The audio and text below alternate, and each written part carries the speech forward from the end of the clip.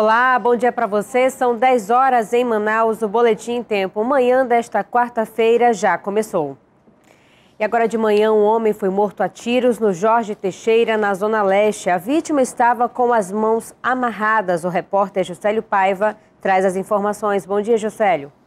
Bom dia, Priscila. A vítima foi o jovem Santiago Inuma Corrêa. Segundo informações de policiais civis, ele foi executado com pelo menos 10 tiros pelo corpo que atingiram a cabeça, a região dos braços e também das costas.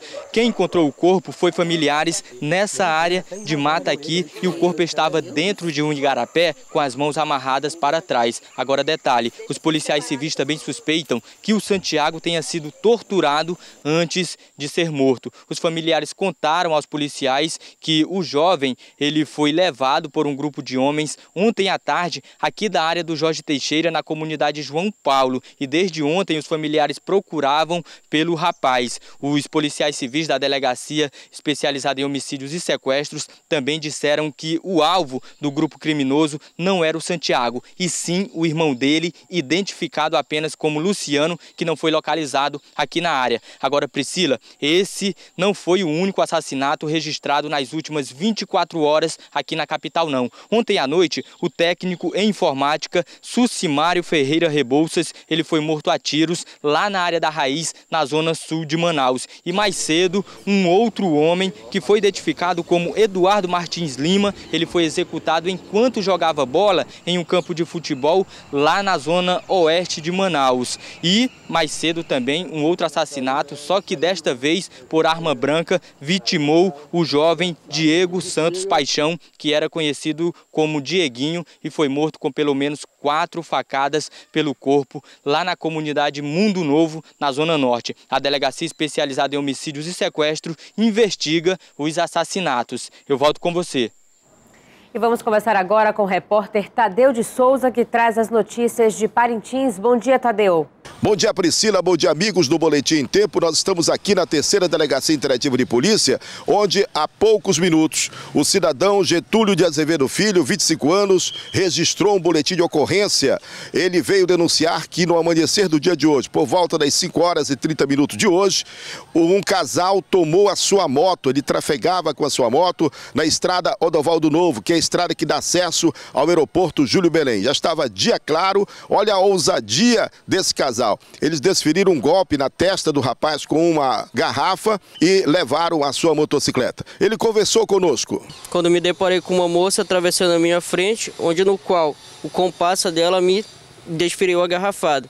Eu indo a solo, não podendo mais ter força para levantar, eles pegaram, subiram na minha motocicleta e sumiram. Priscila, veja como está novamente o pátio da delegacia de polícia. São veículos cujos proprietários se envolveram em acidentes de trânsito, outros não tinham documentos, outras motos que estão aqui foram usadas em assalto relâmpago aqui na cidade de Parintins. E à tarde, aliás, na manhã de hoje, né, muitas motos chegaram ontem aqui, foram apreendidas na noite de hoje e estão aqui no pátio da 3ª Delegacia Interativa de Polícia. De Parintins, Tadeu de Souza para o Boletim em Tempo.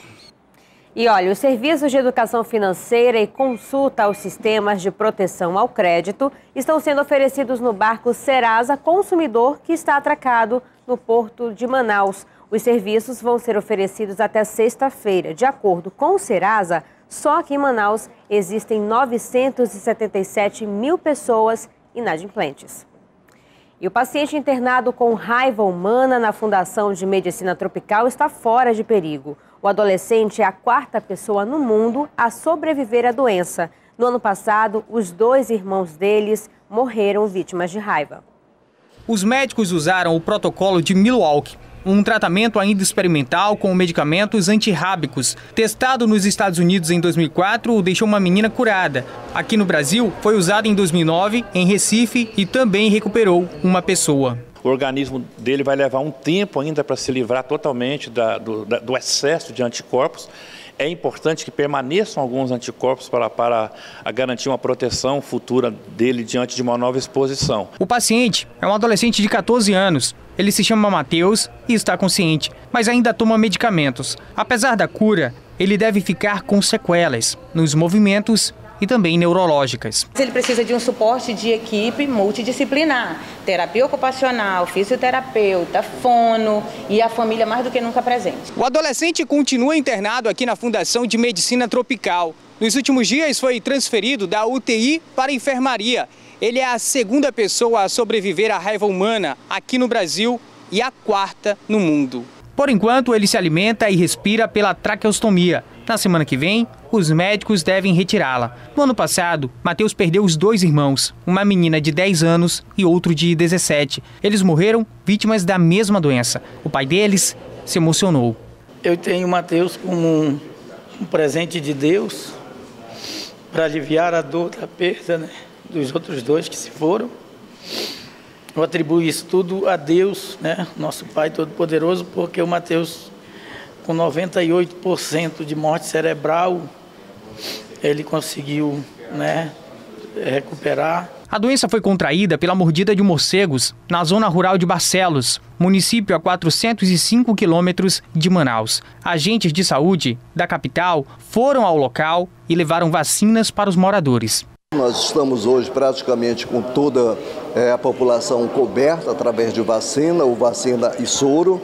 Tivemos também alguns trabalhos a nível local, foi exatamente verificar essa questão da população de morcegos, né, e fazer também as recomendações nessas situações. A Fundação de Vigilância em Saúde descartou mais casos na comunidade. Agora é preciso redobrar a atenção em outros 32 municípios. A preocupação é de que animais como bois e cavalos peguem o vírus e transmitam aos humanos. E o Ministério da Educação liberou mais de R$450 mil para o Hospital Universitário Getúlio Vargas da UFAM.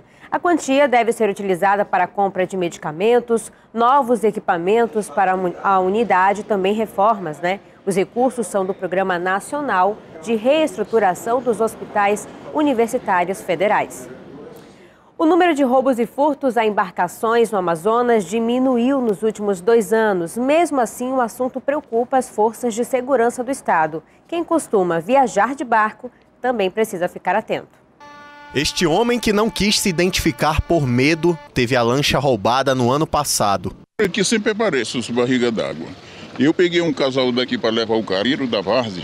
Quando chegou ali na ilha do Marapatá, ele puxou pela pistola e botou em cima de mim e anunciou o assalto. E me levou até abaixo do careiro, me jogaram na água e eu dei meu jeito para a beira e levaram minha lancha. Dessa vez ninguém ficou ferido, mas nem sempre é assim. Em setembro do ano passado, a atleta britânica Emma Kelt, que descia o Rio Solimões de caiaque, foi assaltada e morta por piratas próximo ao município de Quari. Casos como esses estão cada vez mais frequentes aqui no estado. Só em 2017 foram registrados 14 roubos a embarcações. Segundo a polícia, quase todos esses roubos registrados ocorreram no meio do Rio Solimões, entre os municípios de Quari e Tefé. Por causa da dimensão do rio, a polícia tem dificuldade em combater esse tipo de crime na região. E aí, os piratas aproveitam. Que eles costumam agir com bastante violência contra as embarcações que ali navegam, né?